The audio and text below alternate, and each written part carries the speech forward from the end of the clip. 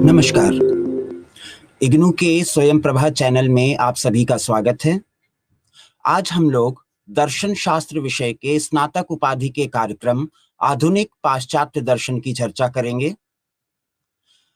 मुझे आशा ही नहीं पूरा विश्वास है कि अब तक आपने दर्शन शास्त्र विशेष तौर पे पाश्चात्य दर्शन की मूलभूत अवधारणाओं का अध्ययन कर लिया होगा, जिसमें आपने प्राचीन यूनानी दर्शन विशेष तौर पर सुकरात, प्लेटो और अरस्तु के दर्शन का अध्ययन किया होगा। मेरा मानना है कि आधुनिक पाश्चात्य दर्शन को भली भांति समझने के लिए हमें इसकी एक पृष्ठभूमि तैयार करनी पड़ती है, जो कहीं ना कहीं उत्तर अरस्तु दर्शन और मध्य दर्शन से ही आती है। इसके साथ मेरा यह भी मानना है कि किसी भी दार्शनिक सिद्धांत को समझने के लिए यदि हम ऐतिहासिक, सामाजिक, राजनैतिक और सांस्कृतिक पृष्ठभूमि को समझें, तो हमारी समझ कहीं बेहतर तरीके से बनाई जा सकती है। मेरा दावा ये बिल्कुल नहीं है कि आप इन सिद्धांतों को उनकी ऐतिहासिक पृष्ठभूमि के माध्यम से समझते हैं।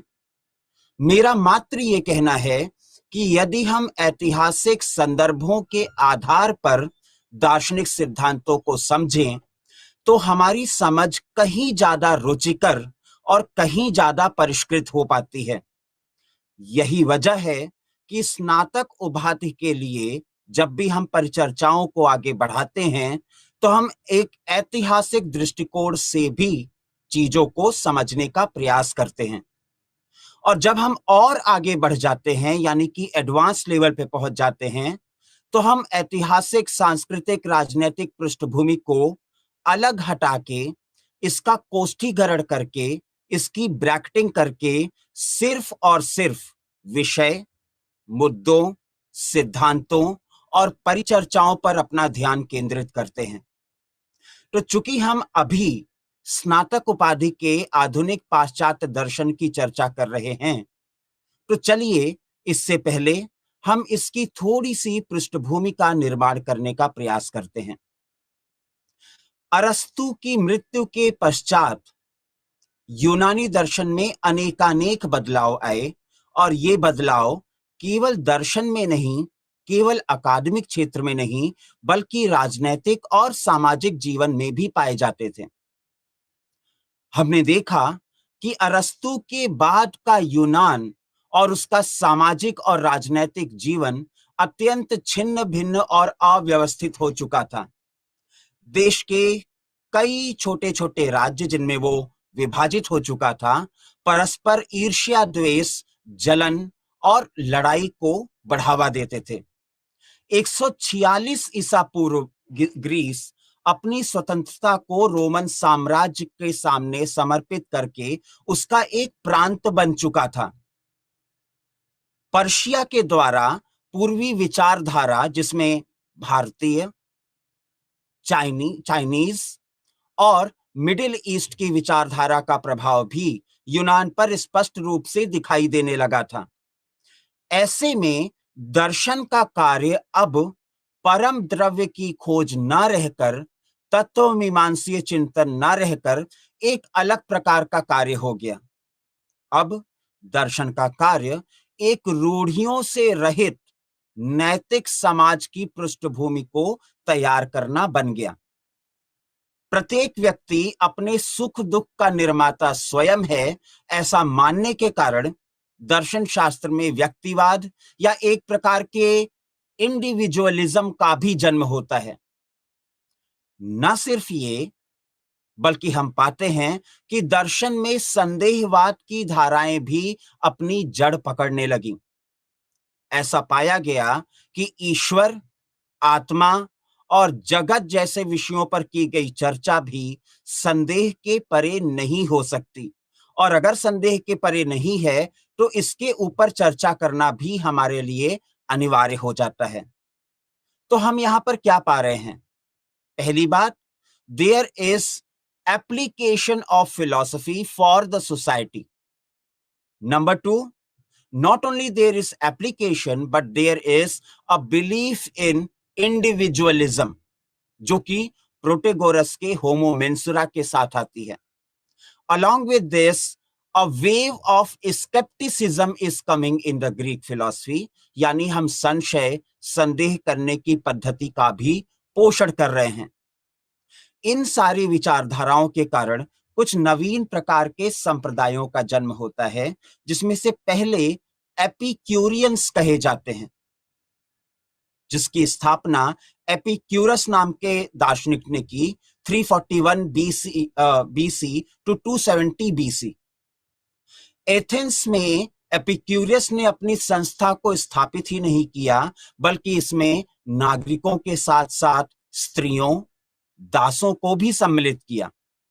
उनके अनुसार जीवन का एकमात्र आदर्श घनिष्ठ मैत्री या मित्रता या फ्रेंडशिप ही हो सकती है। उनके अनुसार सुख ही जीवन का परम लक्ष्य है और जीवन में सदैव सुख को प्राप्त करने का प्रयास करना चाहिए। अब जब वो ऐसी बात कर रहे हैं तो आपको इस बात की अनुभूति हो रही होगी कि वो अरिस्टिपस से प्रभावित हैं, क्योंकि सुखवाद के सिद्धांत का श्रेय अरिस्टिपस को दिया जाता है। उन्होंने कहा, इस सुख के द्वारा प्राप्त आंतरिक शांति, the perpetual peace is the purpose of philosophy. प्रत्येक व्यक्ति दुख और भय से निवृत्त होना चाहता है और सुख की ओर अग्रसर होना चाहता है। तो ऐसे में असली सुख है क्या, उसे परिभाषित कैसे किया जाए, उसे प्राप्त कैसा किया जाए, इसी प्रकार की चर्चाएं एपिक्यूरस और उनके अनुयायी किया करते थे। तो एपिक्यूरियंस के अनुसार जो आदर्श सुख होगा वो इंद्रियातीत होगा, एक नित्य शांति के समान होगा। हालांकि हमने पाया कि बाद में ये संप्रदाय शुद्ध रूप से भौतिक सुख की ओर ही अग्रसर हो गया, जो कि एपिक्यूरियस का मूल चिंतन नहीं माना गया। एपिक्यूरियंस के अलावा जो दूसरा संप्रदाय हमारे सामने आता है, उसे हम स्टोइक्स के नाम से जानते हैं। स्टोइक्स को वैसे तो हम 3 अलग अलग अध्यायों या खंडों में बांटते हैं, जिसे हम लोग अर्ली स्टोवा, मिडिल स्टोवा और लेटर स्टोवा कह करके बुलाते हैं, किंतु हम अपनी परिचर्चा को अत्यंत क्लिष्ट ना करते हुए इसे एक सामान्य संप्रदाय की तरह सतही रूप से समझने का प्रयास करेंगे। स्टोइक नाम के संप्रदाय की स्थापना जीनो नाम के दार्शनिक ने की। अब आप इन जीनों को वो जीनो ना समझिएगा जिन्होंने पार्मेनाइडिस के इलियाटिक स्कूल के समर्थन में अपने विरोधाभासों को प्रस्तुत किया था। ये जीनो एक दूसरे जीनो हैं जो 336 ईसा पूर्व में पैदा होते हैं और 264 ईसा पूर्व में इनकी मृत्यु होती है। ये एथेंस में आकर अपनी विचारधारा को आगे बढ़ाते हैं। ऐसा पाया जाता है कि स्टोइक्स ने चरित्र निर्माण को ही जीवन का लक्ष्य बनाया। तो स्टोइक्स के लिए सुख प्राप्त करना उतना महत्वपूर्ण नहीं है जितना चरित्र का निर्माण करना, और चरित्र का निर्माण करने के लिए किसी भी अनुचित इच्छा, वासना या कामना के दमन का रास्ता बताया गया और इसके द्वारा ही लक्ष्य प्राप्ति को प्राप्त करने का परामर्श दिया गया। ऐसा उन्होंने क्यों किया होगा?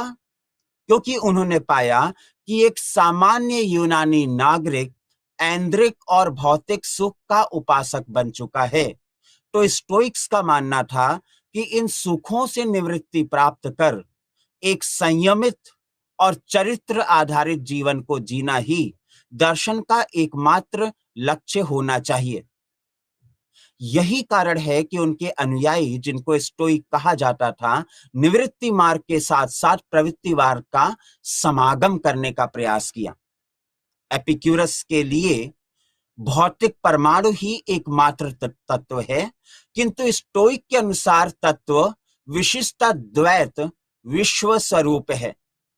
इसे वो लोगोस के नाम से जानते हैं, परमात्मा या जगदात्मा के नाम से जानते हैं। ऐसा माना गया कि जीवात्मा उसी परमात्मा का एकमात्र अंश है और मृत्यु के समय यह जीवात्मा का विलय परमात्मा में हो जाता है। जगत के अंतर्यामी समस्त द्वंद्वों से रहित हैं। मानव को अपने पैरों पर खड़े होकर अपने आत्मज्ञान को प्राप्त करना है और इस प्रकार का ज्ञान निष्काम भाव से लिप्त होकर संसार में नियमों के अनुसार अपने कर्तव्यों को पूर्ण करने के द्वारा ही हो सकता है। आपको इस कथन में कुछ कुछ भारतीय संदर्भ में पुरुषार्थ की झलक मिल रही होगी और इसमें कोई आश्चर्य भी नहीं, क्योंकि हम पाते हैं कि जितने भी अरस्तु के उपरांत के दार्शनिक हुए, इनके ऊपर पूर्वी विचारधारा का प्रभाव स्पष्ट रूप से दिखाई देता है। तो वो जीवन की सार्थकता इस प्रकार के शांत, संयमित, चरित्र आधारित जीवन में मानते हैं। उत्तरकालीन स्टोइक विद्वानों में सम्राट नीरो के शिक्षक सेनेका, एपिक्टेटस, सम्राट ऑरेलियस का नाम लिया जाता है। आज के समय भी जब आप लोग इंग्लिश प्रोवर्ब्स या मुहावरों का इस्तेमाल करें, तो वो व्यक्ति जो सुख से और दुख से समान रूप से निर्लिप्त बना रहता है, उसे हम लोग स्टोइक बिहेवियर कह करके बुलाते हैं। तो स्टोइक बिहेवियर का मतलब अपने कर्तव्यों का निर्लिप्त होकर पालन करना ही होता है।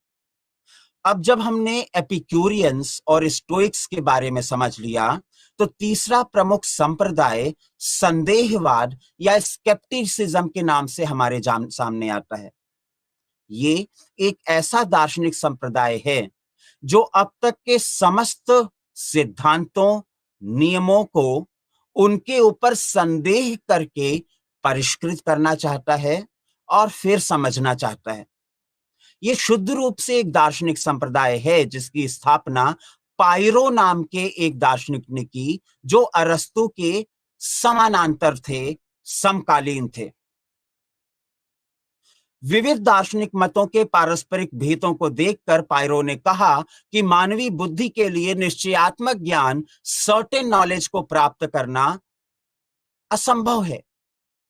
ना तो निर्विकल्पक स्वानुभूति, न सविकल्पक बुद्धि, न ही इंद्रियानुभूति हमें क्लियर, कॉन्क्रीट और इंडुबिटेबल नॉलेज देने में समर्थ है। ज्ञान के क्षेत्र में संदेह ही सबसे महत्वपूर्ण है, क्योंकि संदेह के माध्यम से ही हम अपने ज्ञान की सीमाओं को समझ सकते हैं और अपने ज्ञान की सीमाओं को स्थापित कर सकते हैं। इन संदेहवादियों में कार्नाइडेस, सिक्स्टस एम्पिरिकस का नाम महत्वपूर्ण है और ऐसा माना जाता है कि इन संदेहवादियों के प्रभाव में आकर ही आधुनिक पाश्चात्य दर्शन में डेविड ह्यूम का दर्शन पुष्पित और पल्लवित होता है। इसके अलावा इस काल के दर्शन में हमें संग्रहवाद की प्रवृत्ति भी दिखाई देती है। कुछ लोग इसको चयनवाद भी कहते हैं। आंग्ल भाषा में इसे हम इक्लेक्टिसिज्म या इक्लेक्टिक अप्रोच कह करके बुलाते हैं और ऐसा होना स्वाभाविक भी था। रोमन लोगों के आधिपत्य के कारण इस चयन की प्रवृत्ति का प्रचार और प्रसार हुआ। चूंकि हमें पता है कि रोमन लोग व्यावहारिक थे और उनके दार्शनिक मतांतरों में कलहों की कोई भी स्थान नहीं था, विवादों का कोई भी स्थान नहीं था। वो बात स्वीकार्य थी जो व्यावहारिक हो, प्रासंगिक हो और उपयोगी हो। तो ऐसे में सभी ग्रीक दार्शनिकों, सभी यूनानी चिंतकों की अच्छी अच्छी बातों को, जो बातें जो विवादास्पद नहीं थीं, उन्हें चयनित करके स्वीकार किया गया और उनका संग्रह करके प्रस्तुत किया गया। इसीलिए इस प्रकार के संप्रदाय को हम लोग संग्रहवाद या इक्लेक्टिसिज्म कहते हैं। अब इस संप्रदाय के जो सबसे महत्वपूर्ण चिंतक थे, जिन्होंने समस्त सिद्धांतों का अध्ययन करके अच्छे सिद्धांतों का चयन करके एक नवीन संप्रदाय का निर्माण किया, उन्हें हम सिसरो के नाम से जानते हैं, जो एक प्रख्यात चिंतक ही नहीं, प्रख्यात इतिहासविद भी थे। वास्तव में हम पाते हैं कि अलेक्जेंड्रिया के फाइलो नाम के दार्शनिक, जो रोम में यहूदियों के दूत थे, प्लेटो के विचारों को यहूदी विचारों के साथ समन्वयित समन्वय करने का प्रयास करते हैं। He attempts to reconcile the thoughts of Plato with that of the thoughts of Yehovah. Plutarch, जो तकरीबन 45 ईसा पूर्व में थे, वो पाइथागोरस और प्लेटो के सिद्धांतों का चयन करके संग्रहित करने, समन्वय करने का प्रयास करते हैं। तो इस प्रकार हमने एपिक्यूरियंस को समझा, स्टोइक्स को समझा, स्केप्टिक्स को समझा और इक्लेक्टिक्स को समझा।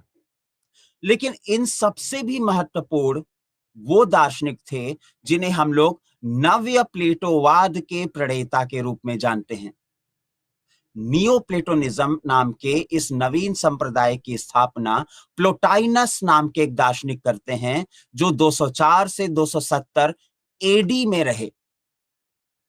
ऐसा माना गया कि प्लोटाइनस प्लेटो से अत्यधिक प्रभावित होकर अपने दर्शन की स्थापना करते हैं।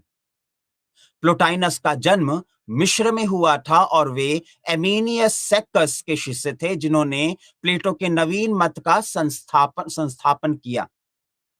प्लोटाइनस एक महान दार्शनिक थे और साथ ही साथ एक रहस्यवादी संत भी थे। उन पर मिस्र और पर्शिया के विचारों का स्पष्ट प्रभाव दिखाई देता है और कुछ लोगों का यह दावा है कि भारतीय विचारों का भी उनके ऊपर स्पष्ट प्रभाव पड़ा था। प्लोटाइनस प्लेटो के अनन्य भक्त थे। वो प्लेटो के साथ साथ प्लेटो के पूर्ववर्ती यूनानी चिंतक जैसे कि पाइथागोरस, हेराक्लिटस, पार्मेनाइडेस और सुकरात के प्रभाव को भी स्वीकार करते हैं। यदि हम आंशिक रूप से देखें तो अरस्तु का प्रभाव भी उनके ऊपर पड़ा। ऐसा माना गया प्लोटाइनस की विचारधारा यूनानी दर्शन की अंतिम उपलब्ध विचारधारा है। क्यों? क्योंकि इस काल में ईसाई धर्म का बड़ी ही तेजी से प्रचार और प्रसार हो रहा था और कालांतर में इसने यूनानी दर्शन को आमतौर पे पूरी तरह से समाप्त ही कर दिया। लेकिन प्लोटाइनस ने प्लेटो के दर्शन का पुनरुद्धार करने का प्रयास किया। वास्तव में संत अगस्ताइन बाद में बताते हैं या कहते हैं, quote unquote, Plato was reborn in the form of Plotinus. Plotinus के रूप में प्लेटो का ही पुनर्जन्म हुआ है। वो ये भी कहते हैं कि वास्तव में समस्त दार्शनिक विचारधाराओं में प्लेटो का दर्शन ही अत्यंत ज्वलंत और अत्यंत पुनीत है। In the entire history of philosophy, it is the philosophy of Plato which is the most pious, most relevant, and most important for us. किंतु बर्ट्रैंड रसेल बाद में ये कहते हैं कि प्लोटाइनस में प्लेटो का दर्शन उतना जीवंत नहीं रहा जितना स्वयं प्लेटो में था। किंतु रसेल की इस बात को हम लोग अत्यंत गंभीरता से नहीं लेते, क्योंकि हमने देखा कि बाद में बर्ट्रैंड रसेल ने प्लेटो को अत्यंत विकृत स्वरूप में प्रस्तुत किया और उसके नकारात्मक पक्ष को और अधिक दर्शाने का प्रयास किया। इसमें रसेल का पूर्वाग्रह भी दिखाई देता है, तो हम इसे अधिक गंभीरतापूर्ण तरीके से नहीं लेंगे। वास्तव में प्लोटाइनस ने प्लेटो के असली भावों को अपनाकर अपने दर्शन में व्यक्त किया है। यह तो अनिवार्य है कि प्लोटाइनस के अपने व्यक्तित्व और विचारों का सम्मिश्रण भी इसमें हो सकता है। व्यवहार और परमार्थ, विच मीन्स इम्मेनेंस और ट्रांसेंडेंस का भेद प्रायः सभी दर्शनों और धर्मों में पाया जाता रहा है, किसी में स्पष्ट रूप से तो किसी में गुप्त रूप से। उदाहरण के लिए पार्मेनाइडिस में व्यवहार और सत्य का भेद किया गया, अर्थात ओपिनियन और ट्रुथ का विभेद किया गया।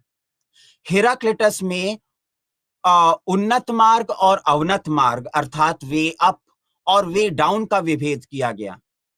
प्लेटो में आइडिया और सेंसेस, अर्थात विज्ञान और अनुभूतियों में विभेद किया गया।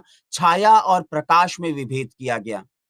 हमने पाया कि स्पिनोजा में अनित्य और नित्य, मीनिंग टेम्पोरिस और एट्रिनियासिस का भेद किया गया।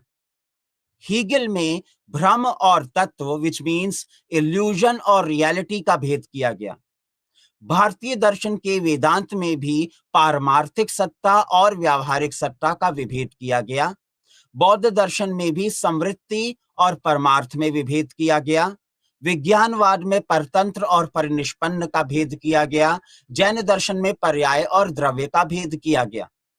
तो इस प्रकार हमने पाया कि प्रत्येक दार्शनिक और धार्मिक संप्रदाय में इस प्रकार का भेद उपलब्ध है। और आश्चर्यजनक रूप से फारसी धर्म में तो ईश्वर और शैतान में भी, अर्थात अहुरा माजदा और अहरिमान में भी विभेद किया गया है। तो पाश्चात्य दर्शन में इस व्यवहार और परमार्थ के भेद को सर्वप्रथम अत्यंत सुस्पष्ट रूप से प्रस्तुत करने का श्रेय तो निश्चित रूप से प्लेटो को ही जानता जाता है। और प्लोटाइनस ने प्लेटो के इसी विचार, इसी सिद्धांत को अपनी परिचर्चा की आधार भूमि बनाया है। वास्तव में हम देखें तो प्लोटाइनस के अनुसार परम द्रव्य एकमेवा द्वितीय, अर्थात there is one and one alone, there is no second के रूप में स्थापित किया। उनका शुद्ध सत्य है जो निर्गुण है, निराकार है, निर्विकार है, अंतर्यामी है और शुभ स्वरूप है, आइडिया ऑफ गुड है। भारतीय दर्शन के समान ही यह सर्वम खलु इदम ब्रह्म है, it is the all, he is the all. ये शुद्ध चित्त है, प्योर नू है। नू यानी कि ना, जिसको हमने NOUS कहा, कुछ लोग इसको नाउस भी कहते हैं, जो कहीं ना कहीं ionic school of Greek philosophy से आता है। तो इस प्रकार प्लोटाइनस के दर्शन ने प्लेटो के दर्शन को और आगे बढ़ाने का प्रयास किया। हम पाते हैं कि प्लोटाइनस के इस दर्शन में कुछ अच्छी बातें भी थी और कुछ बुरी बातें भी थी।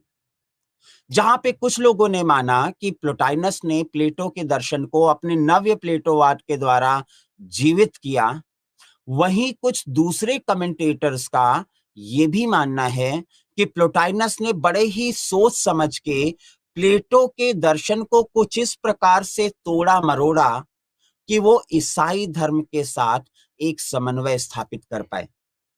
हालांकि ये एक विवादित कथन है, तो हम इसकी परिचर्चा और ज्यादा नहीं करेंगे।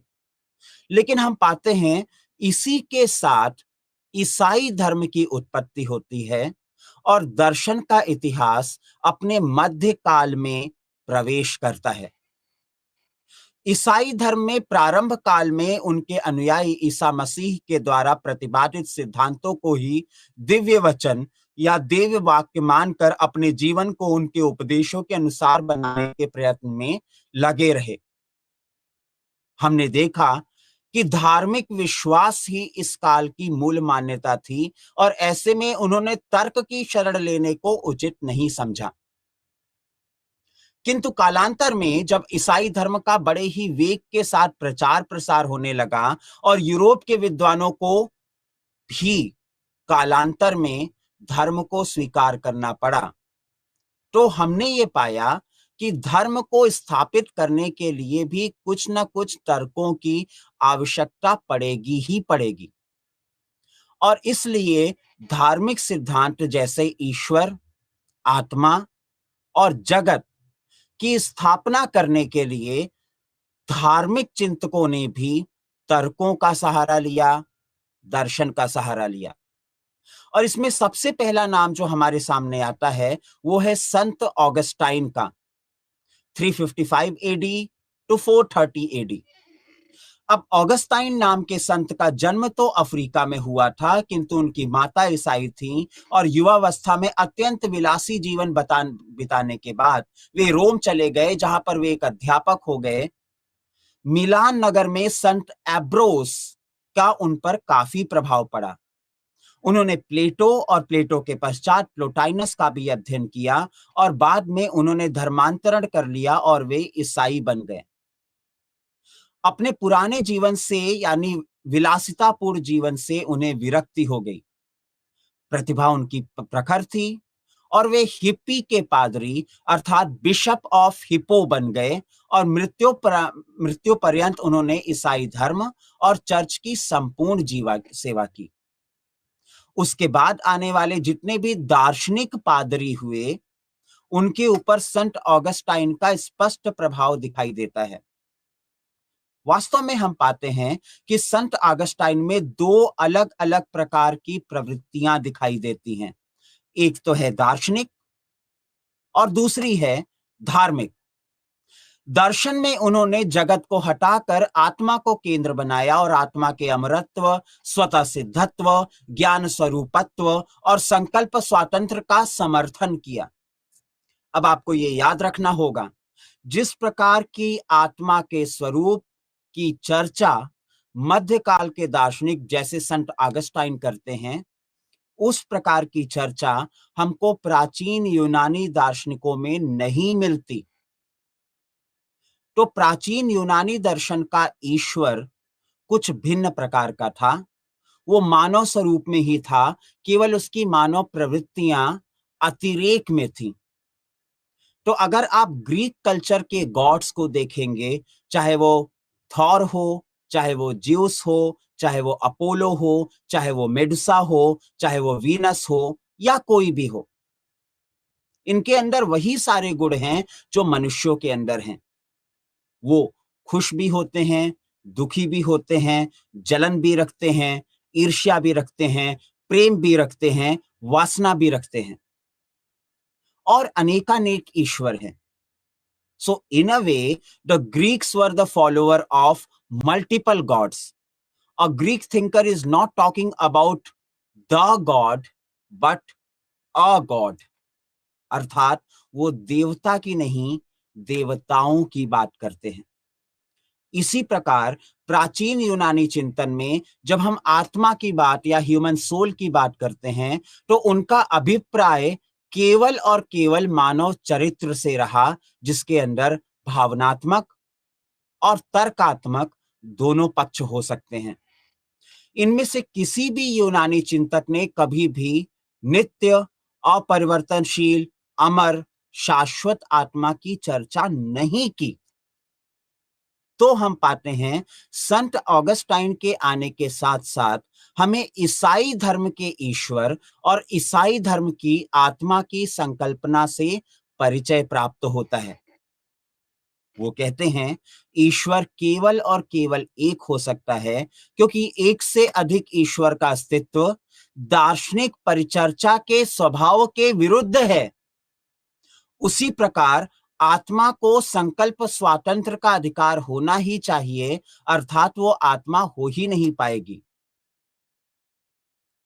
यही वजह है कि इस आत्मा के स्वरूप की परिचर्चा को संत ऑगस्टाइन अत्यंत गंभीरता के साथ लेते हैं और इसी कारण वो आत्मा के अस्तित्व को सिद्ध करते हुए कहते हैं कि यदि मैं अपना निषेध कर भी लूं, तो निषेध करने के लिए भी मेरी सत्ता का होना अनिवार्य है।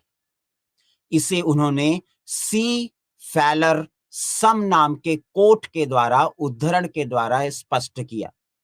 अब जब आप इस सी फैलर सम को पढ़ रहे होंगे या समझ रहे होंगे, तो निश्चित तौर में आपको स्मरण हो रहा होगा आधुनिक पाश्चात्य दर्शन के संस्थापक डेकार्ट के इस उद्धरण के साथ, जब उन्होंने कहा कॉजितो अर्गो सम, मैं संदेह करता हूं, अतः मेरा अस्तित्व है, मेरा अस्तित्व होना चाहिए, ये अनिवार्य है।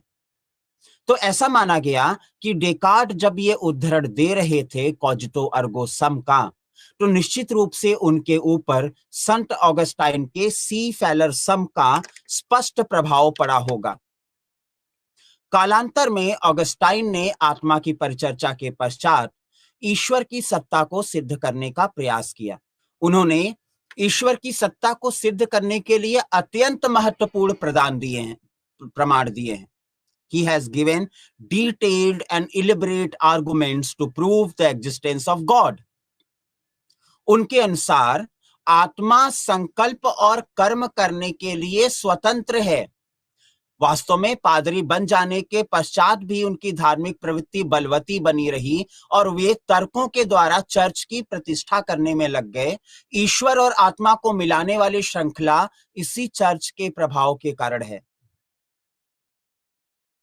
और यही वजह है कि वो आरंभ में कहते हैं कि प्रथम मानव, जिसको हमने आदम कहा या एडम के नाम से जाना, उसको ईश्वर ने संकल्प और कर्म का स्वातंत्र दिया था, किंतु शैतान के बहकावे में आने के कारण चूंकि उसने एक निषिद्ध फल खा लिया और तभी से वे पाप और दुखों का भागीदार बन गया। पाप में ही उसकी स्वाभाविक प्रवृत्ति हो गई और इसीलिए ईश्वर की करुणा या प्रसाद को प्राप्त करना, जिसको हम बैप्टाइजेशन, बपतिस्मा कहते हैं, वो ईसाई बनने के लिए अत्यंत अनिवार्य है। और अंत में वो सिटी ऑफ गॉड अर्थात ईश्वर के नगर की चर्चा करते हैं। यह दिव्य नगर धर्म की विजय का नगर होता है। और इस प्रकार आपने देखा किस प्रकार दर्शन का झुकाव शुद्ध बौद्धिक तार्किक परिचर्चा से फिसलता हुआ धर्म की ओर आ गया। और ऐसे में मध्य युग के दर्शन को हम लोग आमतौर पे धार्मिक दार्शनिक दर्शन कह करके बुलाते हैं। लेकिन क्या मध्यकाल का दर्शन पूरी तरह से अंधकार युग, डार्क एजेस था? आपने ऐसी अनेकानेक किताबें पढ़ी होंगी, पुस्तकें पढ़ी होंगी, संदर्भ ग्रहण किए होंगे, जिनमें मध्यकाल को या मध्य युग को यूरोप का अंधकार युग, डार्क एजेस कहा गया। यद्यपि मैं इस बात से पूरी तरह से सहमत नहीं हूं। कल्पना करें, हमारा यूनानी काल रहा है 6ठी शताब्दी ईसा पूर्व से लेकर के तकरीबन तकरीबन 1ली शताब्दी तक। इसके बाद की जो चर्चा हमने की, जिसमें हमने एपिक्यूरियंस को देखा, स्केप्टिक्स को देखा, स्टोइक्स को देखा, इक्लेक्टिक्स को देखा और प्लॉटिनस के नव्य प्लेटोवाद को देखा, नियो प्लेटोनिज्म को देखा, इसका काल रहा 1ली शताब्दी से तकरीबन तकरीबन 8वीं शताब्दी तक। हालांकि कुछ लोग इस 1ली शताब्दी से 8वीं शताब्दी तक के काल को भी मध्य युग में रखते हैं, लेकिन मैं इसको अलग करके देख रहा हूं। अगर हम इसको अलग करके देखें भी तो भी हम पाएंगे कि 8वीं शताब्दी से लेके तकरीबन तकरीबन 15वीं, 16वीं या 17वीं शताब्दी तक हमारा मध्य युग चलता रहा है। तो ऐसे में आप खुद ही विचार कीजिए कि यदि 600 सालों के यूनानी इतिहास में इतनी प्रगति हुई, तो क्या इन 800-900 सालों में कोई भी प्रगति नहीं हुई होगी? क्या सब कुछ बुरा ही हुआ होगा? क्या विज्ञान, तर्क, बुद्धि सम्मत कोई भी कार्य नहीं किया होगा? Well, I would say just hold on your decision. Do not jump to the conclusion. Let us make a rational, critical, impartial, neutral analysis. तो सबसे पहले हम उन चीजों को जानेंगे जिसके कारण मध्य युग की आलोचना की जाती है। फिर हम इसके प्रमुख चिंतकों को जानेंगे और उसके बाद निष्पक्ष होके इसके कुछ अच्छे गुणों को भी जानने का प्रयास करेंगे। तो 8वीं शताब्दी के अंत से लेकर 15वीं शताब्दी के पूर्वार्ध के दीर्घ काल को मध्य युग या मेडिवल पीरियड कह करके बुलाया जाता है। कुछ लोग इसको मिडिल एजेस भी कहते हैं। संत ऑगस्टाइन, जिनकी चर्चा हमने अभी की, बाद से लेकर एरिजोना से पहले तक का समय अर्थात 430 एडी से 810 एडी तक का समय मुख्य रूप से अंधकार युग कहा जाता है। इनफैक्ट एरिजेना मध्ययुग के प्रथम गणनीय दार्शनिक थे। इसके बाद फिर लगातार 2 शताब्दियों तक अंधकार छाया रहा, जिसमें सेंट एंसलेम ने अपनी ज्ञान ज्योति से दूर किया। इनफैक्ट मध्यकाल को स्कॉलिस्टिक पीरियड अर्थात शास्त्रीय युग भी कहते हैं। कुछ लोगों का कहना है इसको शास्त्रीय युग इसलिए कहा गया क्योंकि इस युग में केवल और केवल शास्त्रों का अध्ययन किया गया। और शास्त्र कौन थे? जो चर्च सम्मत थे। अंधकार युग में प्राचीन विचारधारा को बचाए रखने के और मध्य युग की ओर से बहा देने का कार्य डायोनीसियस और बोथियस नाम के चिंतकों ने किया। वास्तव में ऑगस्टाइन की मृत्यु के कुछ वर्षों के पश्चात ही रोमन साम्राज्य का भी पतन हो गया और रोम का अंतिम साम्राज्य भी गद्दी से उतार दिया गया और ऐसा माना गया कि बर्बर जर्मन का आधिपत्य स्थापित हो गया और इसके साथ ही ढेर सारी अराजकता भी फैलने लगी। हमने पाया कि कालांतर में धर्म का समाज के ऊपर प्रभुत्व हो गया। क्या यही था संत ऑगस्टाइन का सिटी ऑफ गॉड या दिव्य नगर? कुछ लोग कहते हैं हाँ, और कुछ लोग कहते हैं ना। खैर, तो इस काल में आमतौर पे धार्मिक ग्रंथों की विवेचना ही दर्शन में प्रस्तुत की गई। इस काल के कुछ प्रमुख चिंतकों में जॉन स्कॉटस एरिगेना का नाम आता है, जो कि 816 से लेकर के 880 तक हुए। वे लैटिन भाषा के साथ साथ ग्रीक भाषा भी जानते थे, प्लोटाइनस के दर्शन को भी पढ़ा हुआ था। तो इसका स्पष्ट प्रभाव भी इनके चिंतन में स्पष्ट रूप से दिखाई देता है। इसके बाद सेंट एंसलेम का नाम आता है, जो 1035 एडी से लेके 1109 एडी तक में रहे, और वो कैंटरबरी के एक बहुत बड़े पादरी भी थे। He was arc bishop of Canterbury. वो अत्यंत विद्वान और दार्शनिक प्रवृत्ति के थे, और उन्होंने ही ईश्वर के अस्तित्व को सिद्ध करने के सत्ता मूलक प्रमाण को जन्म दिया, जिसका परिष्कार बाद में रेने डेकार्ट ने किया। तो इस प्रकार हम पाते हैं कि ये भी एक समन्वयवादी दार्शनिक थे, जो कि धर्म और दर्शन, तर्क और श्रद्धा के मध्य एक समन्वय स्थापित करने का प्रयास करते हुए पाए गए। इसके अलावा सेंट एंसलेम के पश्चात हमको और भी अनेकानेक दार्शनिक मिलते हैं, जैसे एक प्रमुख नाम एबेलार्ड का आता है। सामान्य विशिष्ट व्यक्तिवाद का सूत्रपात एबेलार्ड ने किया।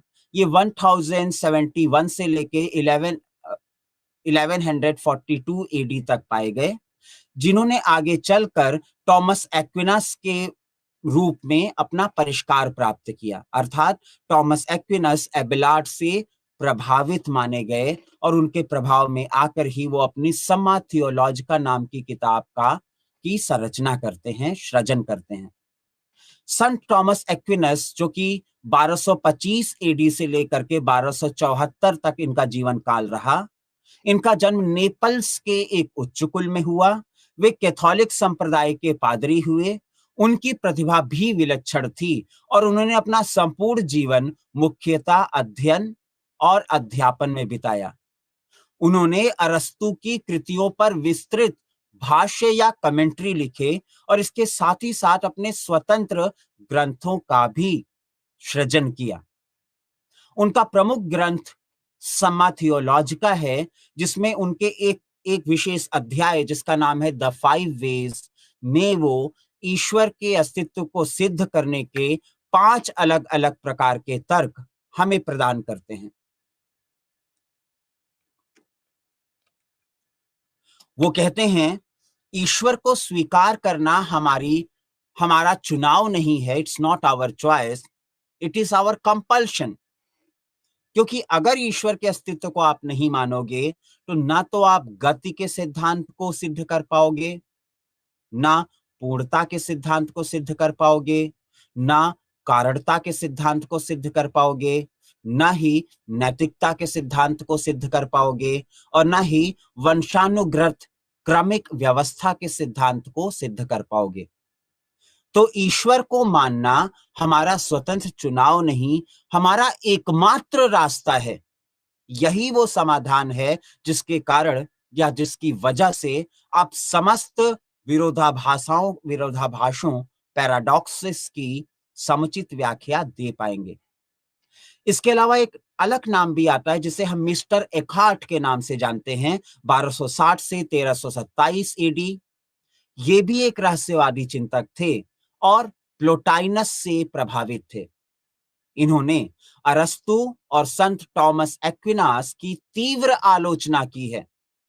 वो विश्व को ईश्वर की अभिव्यक्ति मात्र मानते हैं, और ऐसे में जीवात्मा का लक्ष्य या जीव का लक्ष्य रहस्यमयी साधना करते हुए ईश्वर में विलीन हो जाना ही मानते हैं।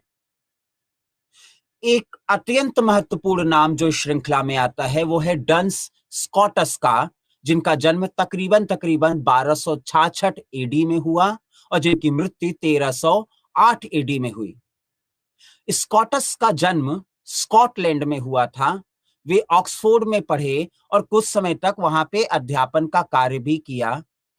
वे संत एक्विनास के विरोधी थे। डंस स्कॉटस ने तर्क और श्रुति के क्षेत्रों को अलग रखना उचित समझा।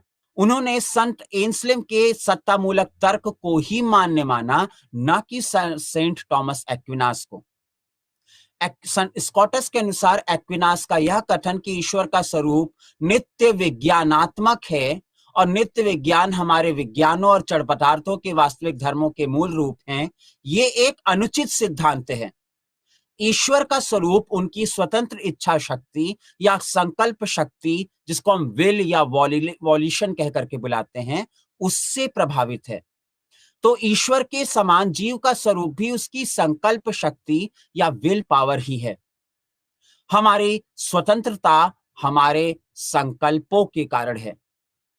व्यक्ति धर्म के मार्ग को जानते हुए भी पाप के पथ पर चल सकता है, क्योंकि ये उसकी स्वतंत्रता है। हमारा ज्ञान भी संकल्पों के कारण बनता है, अतः हम अपने ज्ञान के लिए उतने ही उत्तरदायी हैं जितने अपने कर्मों के लिए। और इस श्रृंखला में अंतिम दार्शनिक के रूप में हमारे पास विलियम ओकहैम आते हैं। 1290 में जन्म और 1349 में मृत्यु। ये एक बड़े ही महत्वपूर्ण चिंतक हैं, यद्यपि श्रृंखला के अंतिम हैं। विलियम ओकहैम एक ब्रिटिश थिंकर हैं, एक अंग्रेजी चिंतक हैं। वे ऑक्सफोर्ड के विद्यार्थी तथा अध्यापक रहे थे। ओकहैम नामवाद और व्यक्तिवाद के समर्थक थे। उनके अनुसार दर्शन शास्त्र का क्षेत्र तर्क तक ही सीमित है। तर्क की गति अतीन्द्रिय विषयों तक नहीं है। अतः ईश्वर, आत्मा, अमरता, नित्यता या सामान्य यूनिवर्सल्स आदि को दर्शन के क्षेत्र से अलग कर देना चाहिए, क्योंकि ये सब तर्क की विषय वस्तु नहीं, आस्था, श्रद्धा, विश्वास की विषय वस्तु हैं। जहां तक इंद्रियानुभव और तर्क की गति है, वहीं तक दर्शन की भी गति है।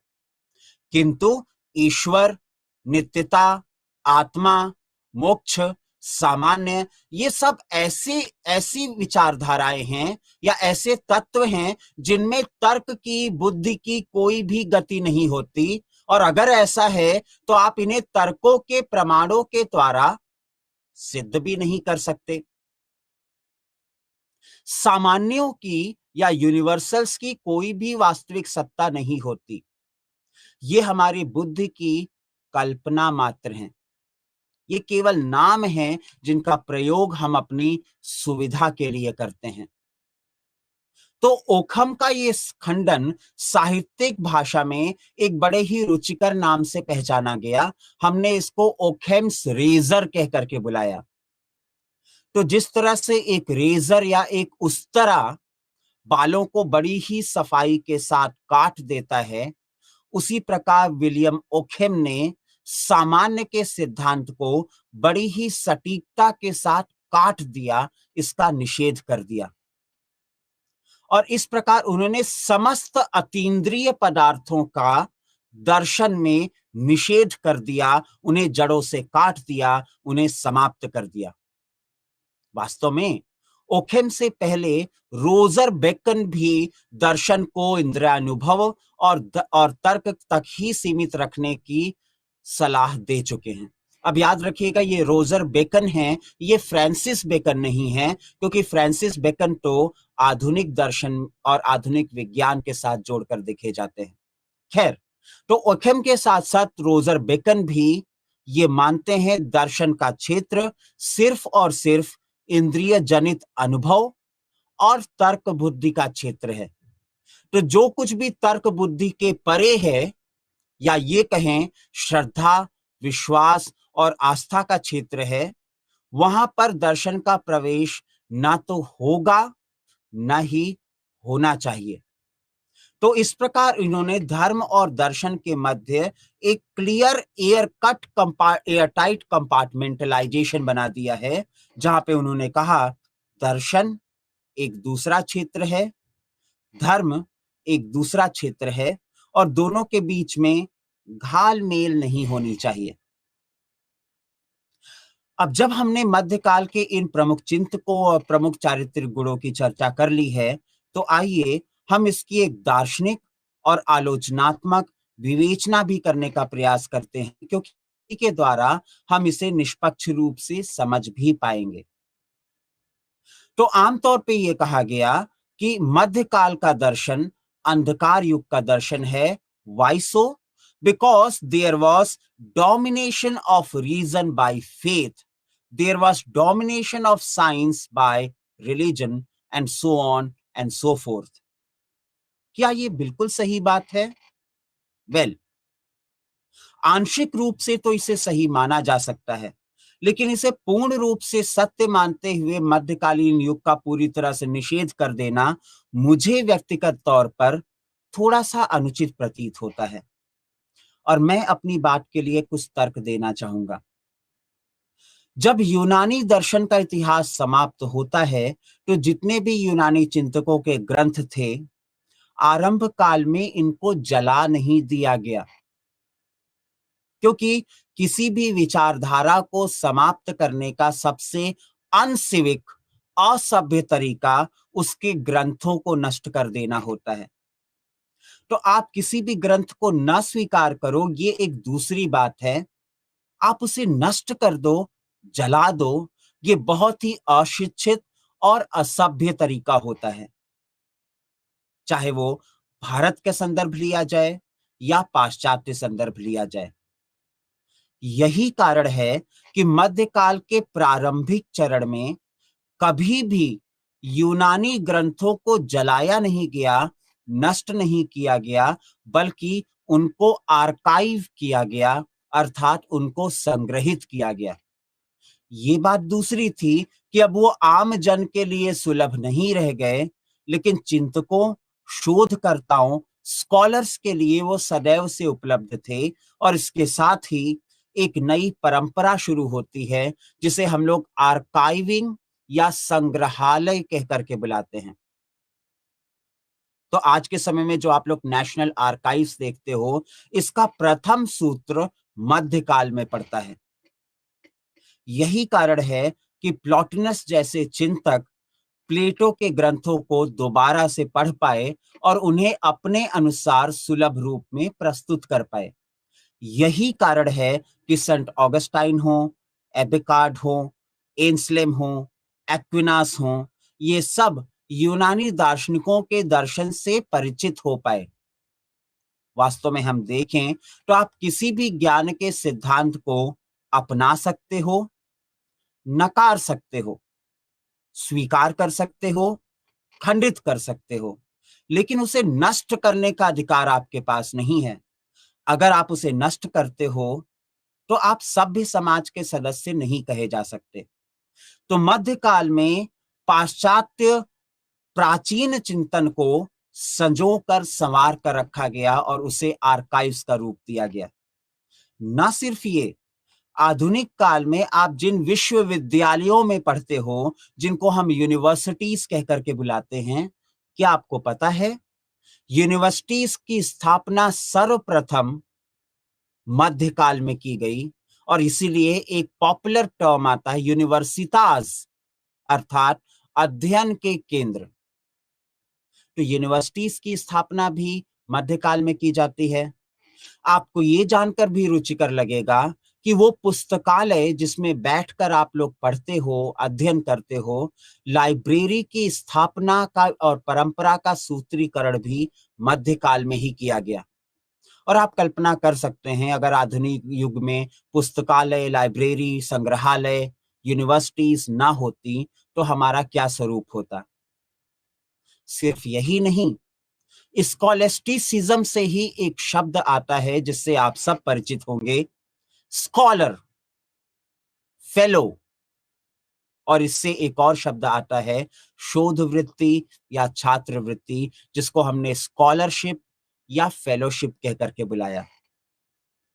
प्राचीन अर्थों में स्कॉलर या फेलो का मतलब होता था जो शास्त्रों का अध्ययन करे, जो शास्त्री हो।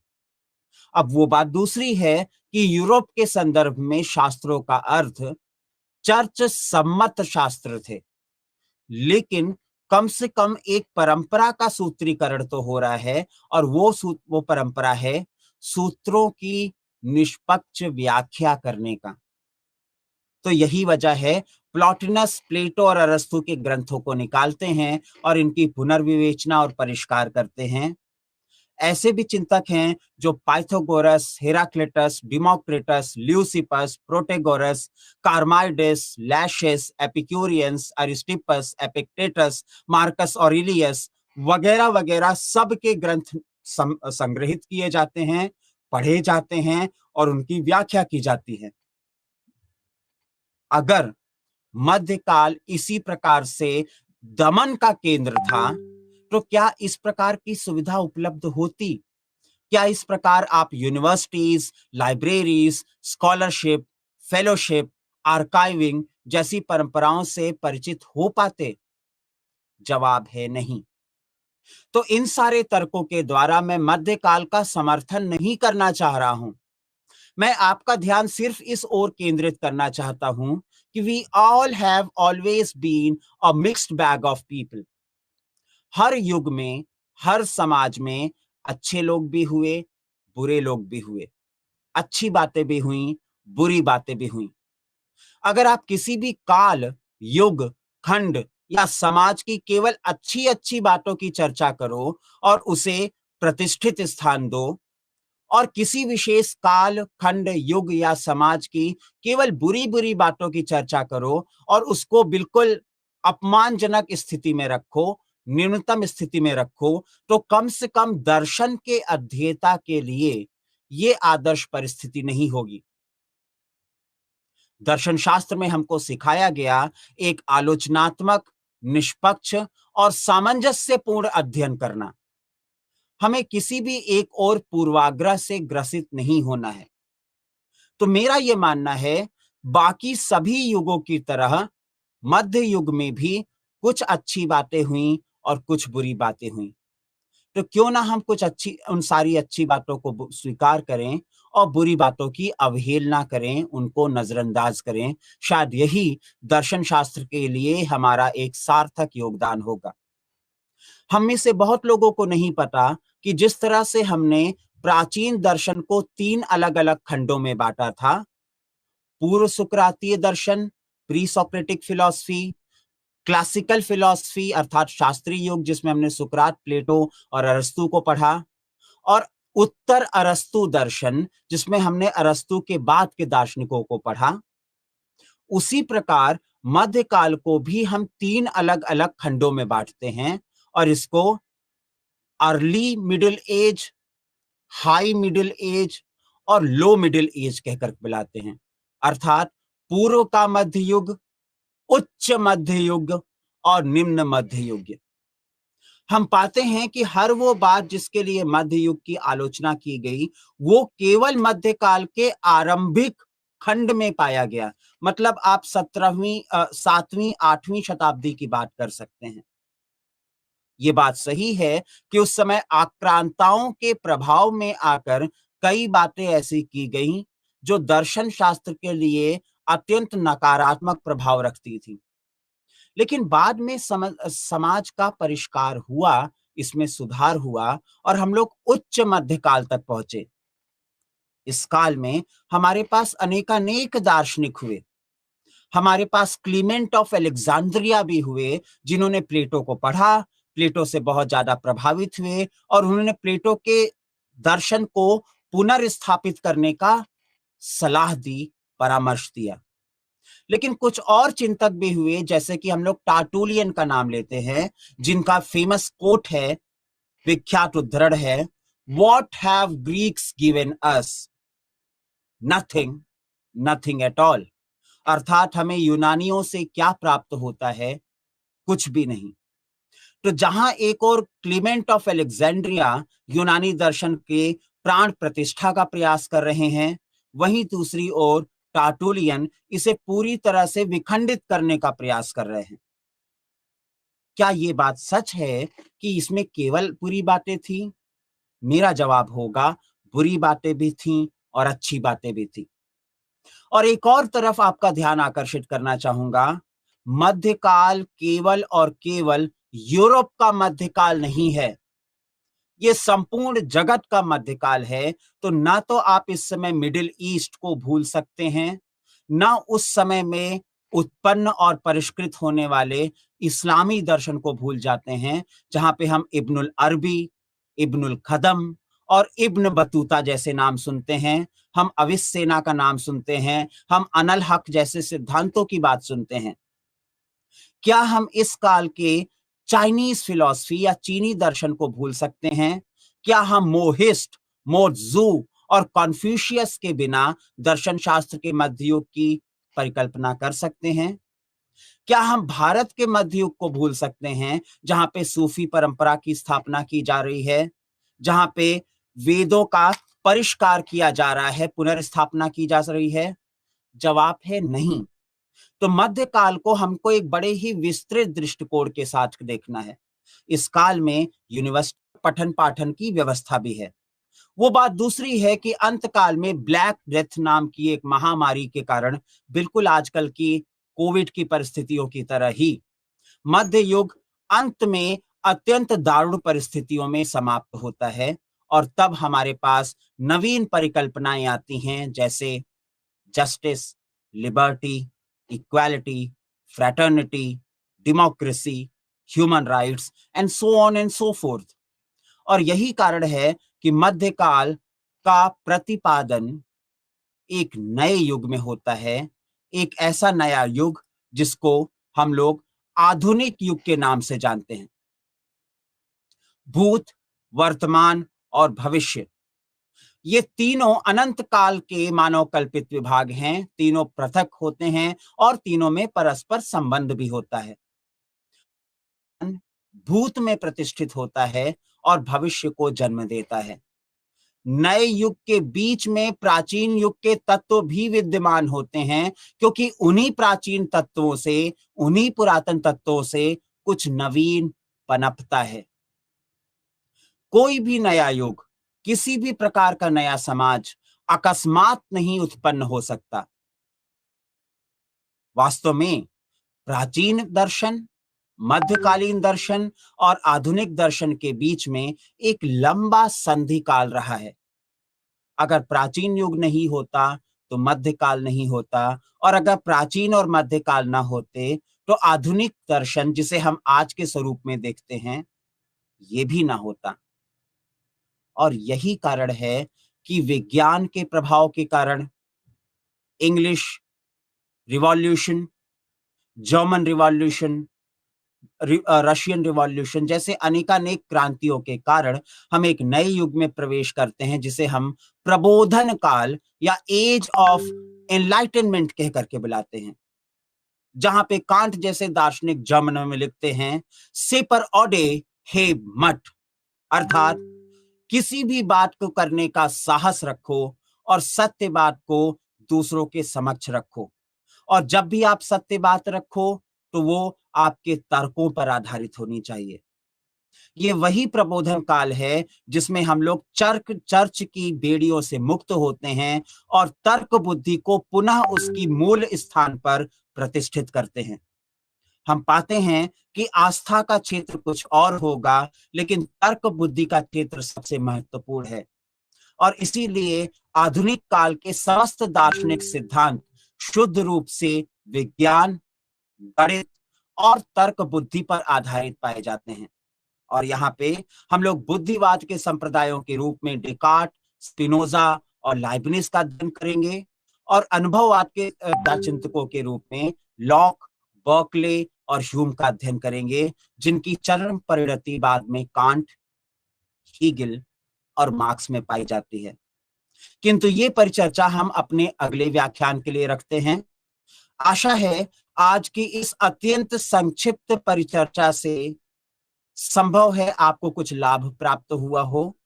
और मेरा आप लोग से ये निवेदन है कि इस परिचर्चा को सुनते हुए इग्नू के द्वारा दी गई पाठ्य सामग्री का भी अध्ययन करें, ताकि चीजों को आप कहीं बेहतर तरीके से समझ पाएं। धन्यवाद।